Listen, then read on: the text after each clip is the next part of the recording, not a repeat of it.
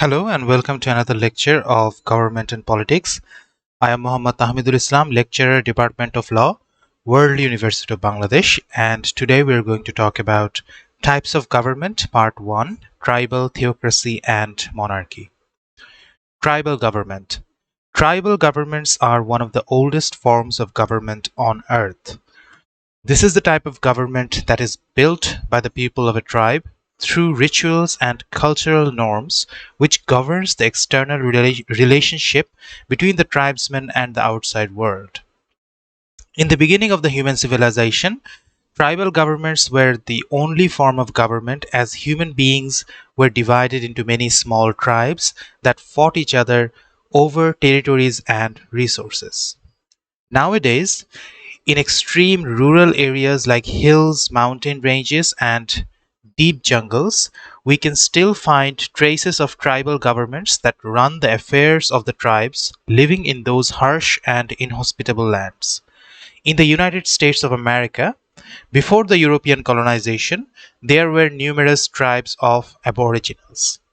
Now, the government of the United States of America, or USA, recognizes around 550 tribal governments inside its border and gives them autonomy in tax collection, welfare projects, emergency services, etc. Generally, tribal governments are ruled by a group of elders, often called as the council. The head of the group is called chief, who has the final say in important decisions and matters of disputes. The council has the power to make laws for the members of the tribe. The council also has the power to pass judgments on cases brought before it by the tribesmen. However, punitive decisions are generally reserved for formal justice system of the country. A key advantage of tribal government is that it is localized, small, and efficient in governing small groups of people living in relative isolation. These advantages of tribal government includes corruption, nepotism, tyranny, incompetence, etc.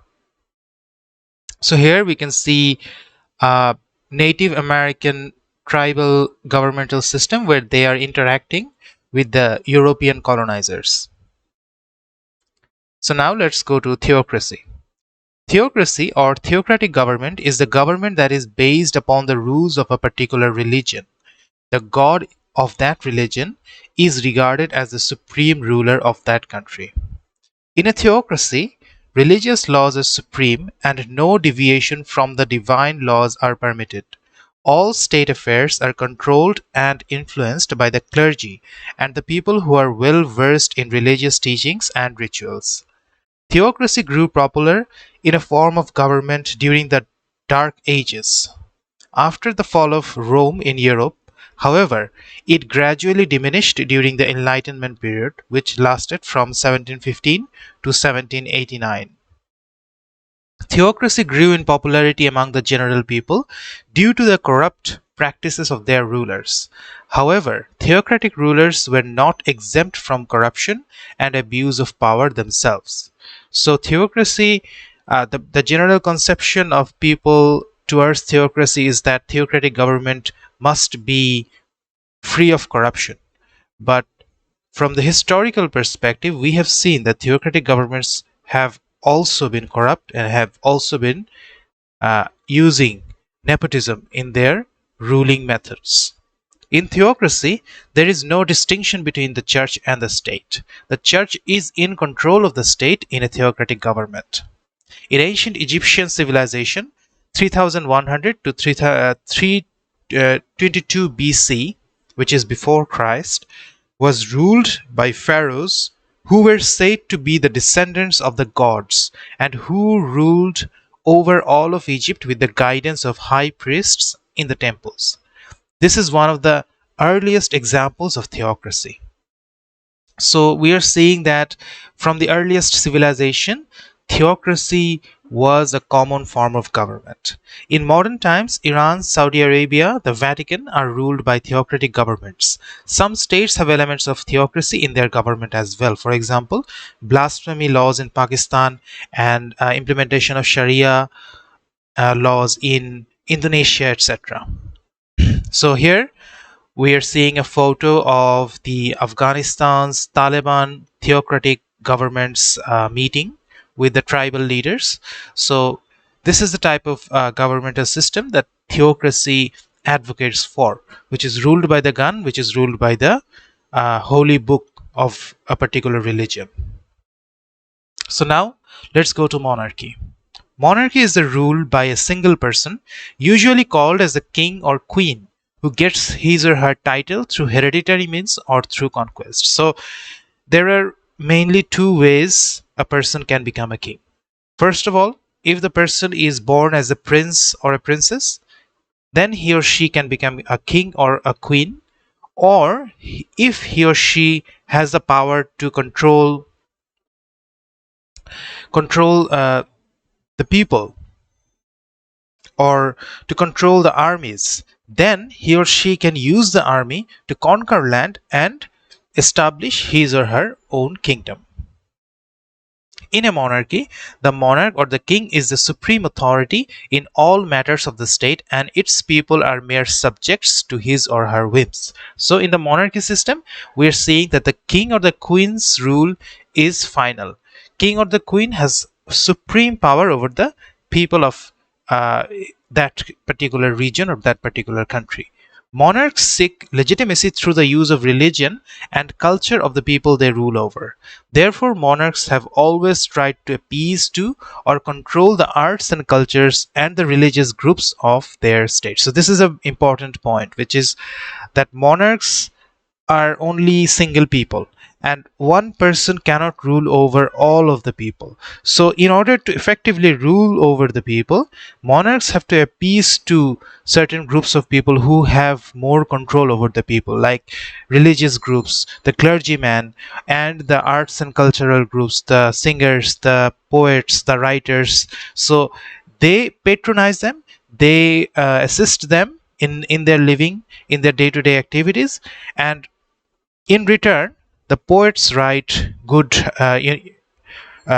poems about the king, and the writers write good literature about the king. And that is how these kinds of activities influence the people to accept the monarch as their supreme ruler. And also, the religion is an important aspect in monarchy, because if the religious authority does not accept the monarchy, then the general people will, in general sense, not accept the monarchy as well. So the monarchy always has an interest in the religion of the people.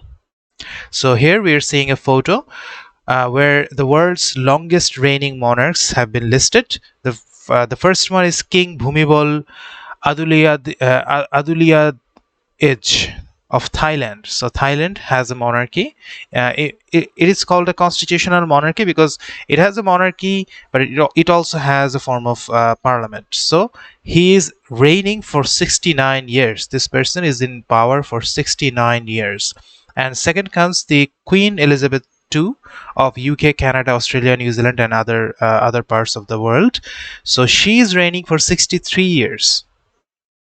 And then comes Sultan Hassan Bolkiah of Brunei. This is also a kingdom, and this person is in charge for 47 years. So we are seeing that the 10 most long long lasting or long reigning monarchs, they are from different countries, and a lot of those countries, for example the UK, the Denmark, Sweden, and then we're seeing Norway. So a lot of these countries are in the Western Hemisphere, but there is a key difference between the Western monarchies and the Eastern monarchies. In the Western monarchies, we are seeing that the monarchs are only titular heads. They have actually no more than ceremonial powers, but they do not possess an executive or any kind of judicial power. But in the Eastern countries or in the African countries, we are seeing that the monarchs have absolute power. So these are called absolute monarchies.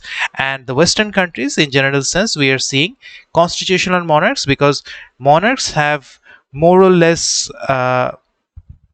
ceremonial rules, or actually ceremonial powers. They do not possess actual country ruling power in those countries. So there are democracies involved. So democracy and monarchy can in a sense stand side by side in a country, but it is tricky. Nowadays, Western monarchies are mostly symbolic, with little to no political and judicial power. However, in the old ages, monarchs had the supreme power to enact laws and adjudicate based on those laws. So, in the old ages, before the Enlightenment, the European monarchs also had the power to control every aspect of their subjects' lives. Monarchs usually inherited vast regions of kingdom, which was impossible for one man or woman to rule directly. Therefore, the king or the queen appointed trusted administrators for different regions of the kingdom to rule, collect taxes from, adjudicate, and maintain armies in specific subdivisions of the kingdom. Monarchs usually had a group of councils called ministers who were experts in different fields of administration and who provided opinions to the king or the queen in matters of importance. So, the king as a person cannot rule by all by himself.